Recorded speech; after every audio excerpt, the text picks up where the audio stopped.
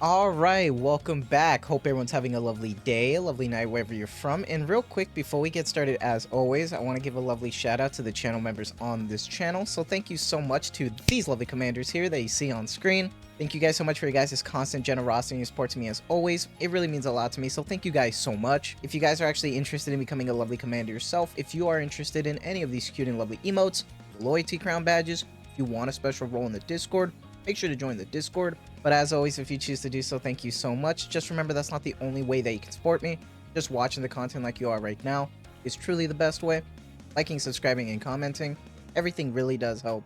So thank you guys so much. And for today's video, you know, the live stream was a huge success. Seen a lot of support for that video, so thank you guys so much. It's always worth staying up to get you guys that content. That being said, they did release the patch notes for this upcoming update for the anniversary. You know, these patch notes are kind of interesting because most of it we already seen on the live stream. And to me, this patch notes just kind of looks like, you know, the $300 patch notes. But I'll talk about why I think that way. So let me scoot over. Let's get started. Let's put it on screen right here. Update on April 24th. Commanders, the game servers will be offline for maintenance on updates on April 24th. During this time, you will not be able to log in. Now, the maintenance time for this is going to be different. Usually we have nighttime updates on the Wednesday, at least stateside. This time it's actually going to be a little bit different. This is going to take place in the morning. So for me, it's like 7 or 8 a.m. And then we actually have the servers go live at 3 p.m. Only if there is no delays. If there is no delays, then that should be the plan, at least Pacific Standard Time stateside. So calculate that with what you will. Freddy and Crust will also be moved to the wish list, which is great because I do plan to do like 500 plus summons for this upcoming anniversary. It's going to be a big one, so look forward to that. But for what we know right now, you know, SSR Little Mermaid, as one of the second generation Grim models who are rewriting their story, Little Mermaid from the Old Tail Squad joins the special recruitment. Little Mermaid is a supporter Nikke who enhances the attack power of herself and her allies. I do wonder what her full kit is going to look like because, you know, she attacks the enemy with bubbles continuously, weakening their powers. That's cool and all, but she needs to be severely good. It's going to be hard to justify as a burst 1. We will have to find out when that kit comes out. I don't think it's going to replace Rappy by any means, but if her kit can at least be really good like Litter, then we can be onto something here. Because supporter wise, she might need to be as broken as like Crown for a burst 2 to like justify. I don't know. What are your guys' thoughts? Let me know. Once again, she is a supporter with an SMG. Code win for some reason, just because shift up just felt like being silly for some reason. It's a 4%, 1% chance. So just letting you guys know this is going to be different than the banners that we've previously had, which were a 4%, 2%. So it was a 50% chance of acquiring the character. Now it's basically a 25% chance. And that percentage point means a lot, trust me.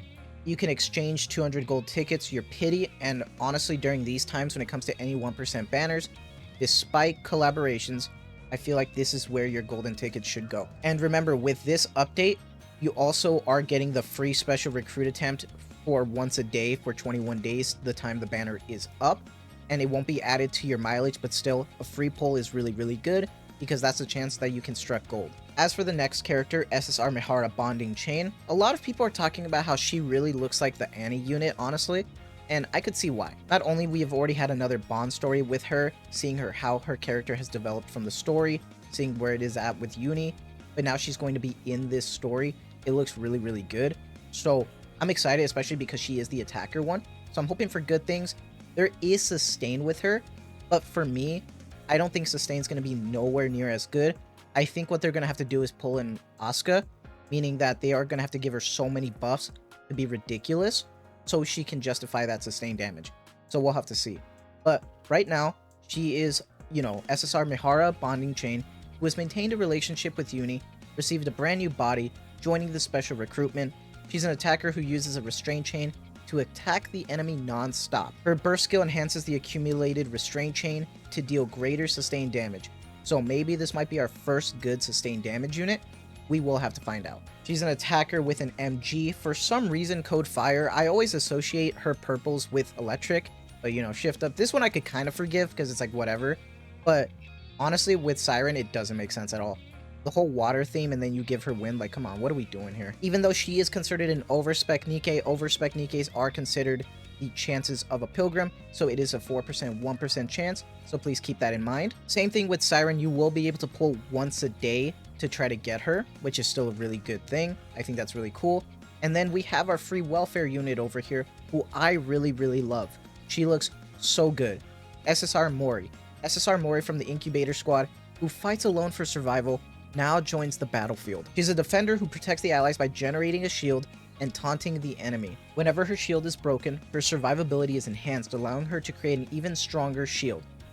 She's a defender with an AR and code wind as well, manufacturer Missileless. So pretty much Missileless and Pilgrim this time, that's nice. Take a break from Tetra, which I'm happy for. Welfare units can be kind of a mixed bag, but I think she might be really good for new players if she has enough HP to survive the taunt, because sometimes they release characters that don't even have the survivability.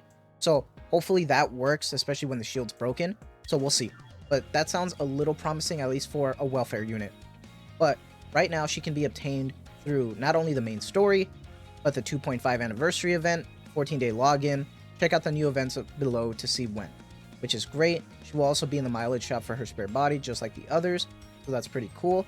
Now, remember that Little Mermaid will be available at the start of maintenance, or I mean, you know, the actual event. Mihara will be available the following week, May 1st.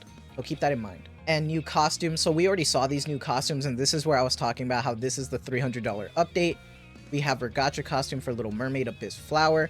We have Grade Beautiful You, which is the event pass, which is $20. And then we have Cinderella, which is the main mission pass, so another $20. And then Mihara Bonding Chain Pain Eater is a costume gacha, so that's another $60 right there. But then we also have some reruns that they forgot to talk about on the live stream, but I did put in the comments if you guys saw. But there are a lot of costumes being rerun right now. I know some people are excited for them. Alice Sweet Home, which is her cute little, I believe it's her like jogger outfit with her hat, which I use. I think it's really cute. Glitter Cute Sunflower, which is her yellow dress that we saw from her For Rest event with Trina. Diesel Black Sunday is also a pretty cute one. I think that was a mission pass as well. Sugar Hardboiled is another mission pass. She's had a few mission pass skins, so I'm not going to buy this one because I did miss this one, but I do like the new one that came out during Miran's event. I thought it was really nice. Dark Rose is a good dollar skin in my opinion. Same thing with Cherry Blossom Stage for Noise. Despite her gacha skin, I think is also a really good one. But that's what I mean. This is like the $300 cash shop, like Patchnotes right here. This is like a huge section just dedicated to the Patchnotes. It's crazy. Despite the costumes, we have the event itself. Little Mermaid lives in a lonely yet serene bubble garden. One day, her peace is shattered when 3 Nikkes crash into her garden. I do wonder how this is going to take place, like if this is going to take place before the next story chapters that come out, or if it's going to intertwine. It's going to be interesting to see, because I am very curious. Now, remember, when it comes to these big events, there is a part 1 and part 2 story, so keep that in mind. You will be able to get your advanced recruit vouchers and everything through here, but it's going to be story part 1, then story part 2, and then after that you get the hard mode version for part 2. So it's going to last a little longer than usual, which makes sense for a big event like this. The usual challenge stages, then we get the minigame Bubble March, which looks great. We are getting the Kill the Lord event, which was for D Killer Wife, which is her alt, which was a really good event. I really like Kill the Lord. Really good one. I hope we get more serious stuff like that with D Killer Wife, hopefully for K in the future. I doubt it, but God bless, man. Really good stories. The 2.5 anniversary as well, we are just getting in general after maintenance. Log in during the event to obtain the rewards, SSR Mori, and advanced recruit vouchers. So right away, I think you'll just be getting that, which is nice. The 14-day login that will give you, I think, 20 recruit vouchers, which is nice, which is the special ones too, by the way. So that's really, really good. And then we get the new pass event, which is Road to Villain. During the event period, earn development materials and up to 3 Drakes as event rewards. Complete the daily, weekly, and challenge missions to earn points and increase your pass rank for more rewards. So this is a way for people to pretty much get almost an MLB or Drake, which is great. That's really awesome to see. I think for me, this is just going to be a way to actually get her to Core 7, so that's really cool. We are getting the weekend full birthdays. In my opinion, it should actually just be permanent. That's really, really useful. So I feel like they should just keep that going. We are getting the daily bonus rewards, which is nice. Adds on to the dailies, which is great. Finally, we are getting skill level resets. If you don't know what skill level resets are, basically, if there's a character that you invested in, let's say you invested in Milk for the treasure, totally not like me or anything. God, man. They really fumbled that. Like, I'm so upset about that. That was crazy, like, horrible. But anyway, let's say I want to reset Milk. I have her at 777. if I reset her, she will be at level 1. And I get all my materials back 100%. There is no like fee or anything like that. So that's really good. And if you saved skill resets from the past, you will have them all now to use. I wish they were more often because I feel like it's been probably a long time. I feel like it's been almost like 6 months since, honestly. Then we are getting the 5x5 supplies event, which is really good because it says right here, during the event, log in daily, complete tasks to receive tickets, use these tickets to flip tiles on the supply board, or refresh the board entirely. Earn advanced recruit vouchers and various development materials. So it's another way to try to get more mats, more tickets, which is great. This is kind of new. I think this is the first time they did something like this. This part is interesting right here. Participate in the Little Mermaid and Mihara bonding chain recruitment to receive bonus rewards, such as collection item maintenance kits, advanced recruit vouchers. Additional rewards unlock upon reaching specific recruitment counts for each Nikke. So basically, let's say to get all of the rewards, you have to pull at least 100 times on each banner. It's kind of incentive to pull, which is pretty good. I think that's great to try to get some currency back. And it still counts for even free gems, advanced recruit voucher pulls. It doesn't count for the free pull, so just keep that in mind. And they are separate, so you're going to have to do it for both banners. But I think that's pretty cool. I think it's nice that you'll be able to get something back, and I think that's a big quality of life in terms of that, even if it's limited just to these anniversary events. Especially with the 1%, you're going to be pulling anyway, so I feel like that's actually a great incentive in my opinion. We are getting Solo Raid, which is going to be for Gluttony, so expect that. Union Raid, Coordinated Operation, the shuffling of arena groups and PvP, new season of Sim mode. We are getting the Outpost theme decked out for the 2.5. It's going to look really, really cute. We are getting Champion Arena Season 2, so look forward to that. We already know that we are getting Chapters 37 and 38, the Struggle in the Muddy Puddle, and then Chapter 38, the Gluttony that Devours Everything. Make sure you get through that. We are getting Lost Sectors, which means we are getting a new Harmony Cube. Is this going to finally be a good cube? We'll have to find out. But whispers in the air, well, don't quote me on this, might be a little good. We'll have to find out. And then we got the Whale Tribe Towers and everything. Expanded the achievement tiers for manufacturer character upgrades. So that's cool. All the usual stuff that we've seen here. Improve the rewards for repeating clear of solo raids. Hoping for good things for that. And we did get new lobby backgrounds. I'm hoping for that. Maybe we can buy some new ones that are good. We'll have to see. But then the usual commodities right here. This huge list. It's insane. But that looks about to be everything. Honestly, I'm pretty excited for this anniversary event. I'm ready to go all in on this event, but I think that is going to be enough yapping for me. Let me know what your guys' thoughts are on the patch notes. What are you excited for? Are you pulling for Mihara? Are you pulling for Siren? Are you getting both characters? Are you saving because of the Stellar Blade collaboration in a month and a half? There is a lot going on right now, but I'm really excited.